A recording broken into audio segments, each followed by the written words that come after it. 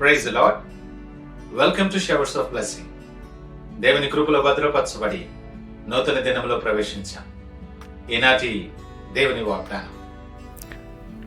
ఆ వెలుగు చీకటిలో ప్రకాశించుచున్నది, గాని చీకటి దాన్ని గ్రహింపకుండెను. The light shines the darkness and the darkness has not overcome it. యోహాను సువార్త 1వ అధ్యాయం 5వ వచనం. Praise God.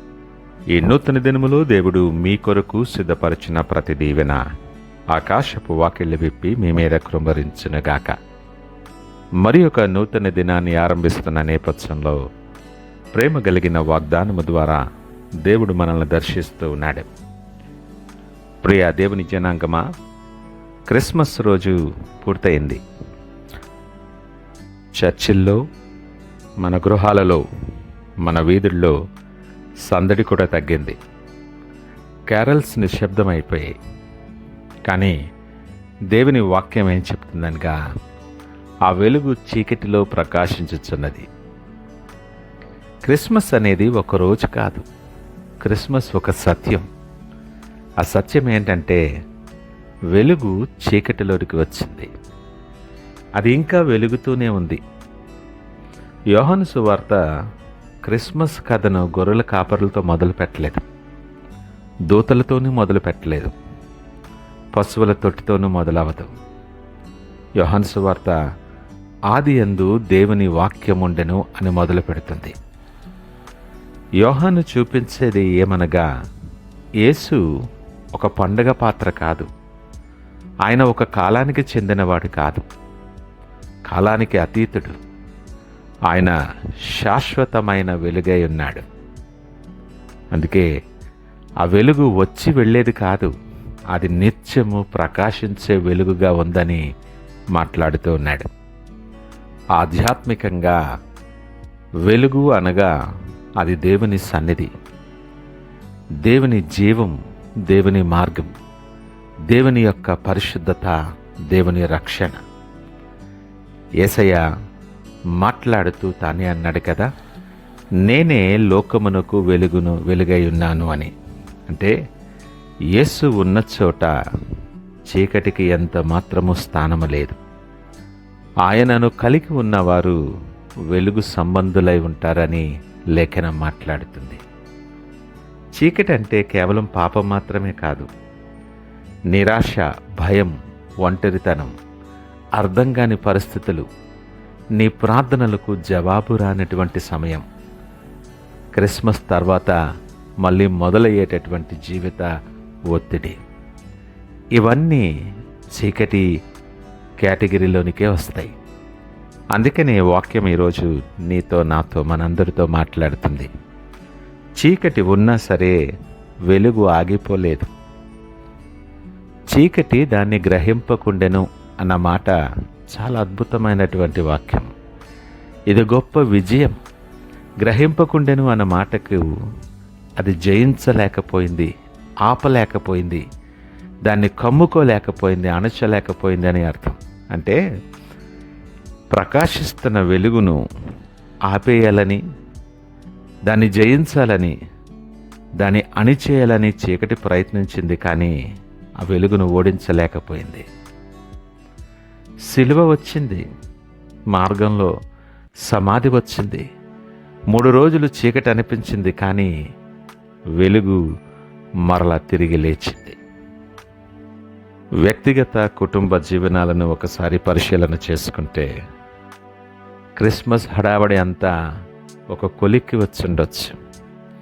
క్యారల్స్ అయిపోయాయి, సందడి, సంతోషం, సెలబ్రేషన్స్ అన్నీ ముగిసిపోయాయి. ఇప్పుడేంటో పరిస్థితి?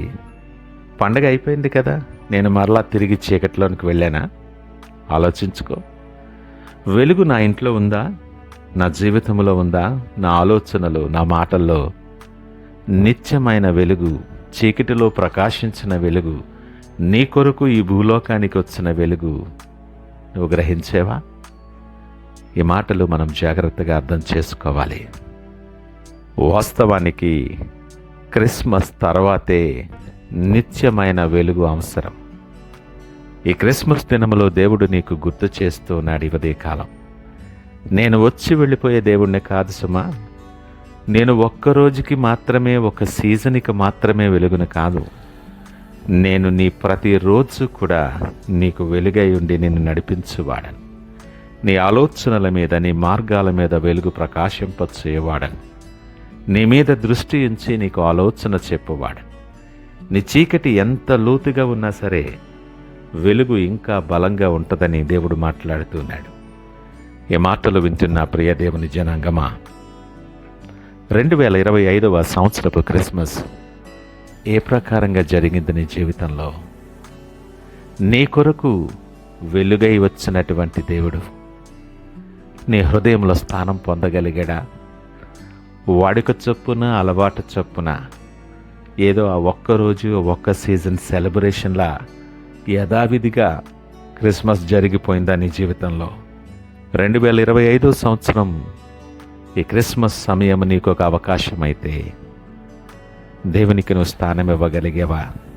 లేదా నీ యథావిధి ఆలోచనలతోనే, నీ యథావిధి నీ మార్గాలతోనే ఎప్పటిలానే నువ్వు క్రిస్మస్ జరిపించుకుంటే ఈ దేఖనం నీ కొరకే. వెలుగు ప్రకాశిస్తుంది కానీ చీకటి దాన్ని గ్రహించలేకుండా ఉంది. నీవెక్కడున్నావు ఆలోచన చేయి.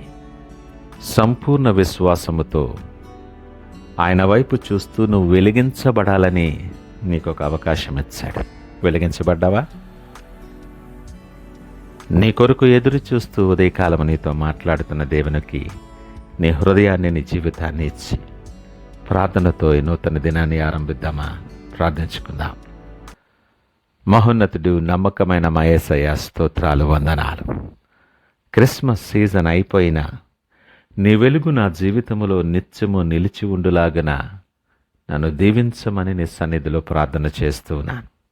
నా మార్గాలు, నా ఆలోచనలు సమస్తము మీద మీ వెలుగు ప్రకాశింపచేసి నేను చీకటి సంబంధిగా కాక వెలుగు సంబంధిగా ఉండులాగున నన్ను ప్రతిష్ఠించమని ప్రార్థన చేస్తున్నా.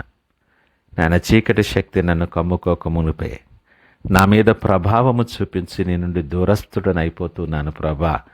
ఆ బలహీనుని కాకముందే నీ బలము చేత నీ వెలుగు నా మీద ప్రకాశింపచేసి నాలో ఉన్న ప్రతి చీకటిని ఓడించి ప్రభా నీ కొరకు సాక్షిగా అనేక మందికి దీవెనకరముగా నన్ను నిలవబెట్టి మీరే మహిమ, ఘనత, ప్రభావాలు పొందుకోమని యేసు పరిశుద్ధ నామమున స్తుతించి ప్రార్థించి వేడుకొనుచున్నాం తండ్రి.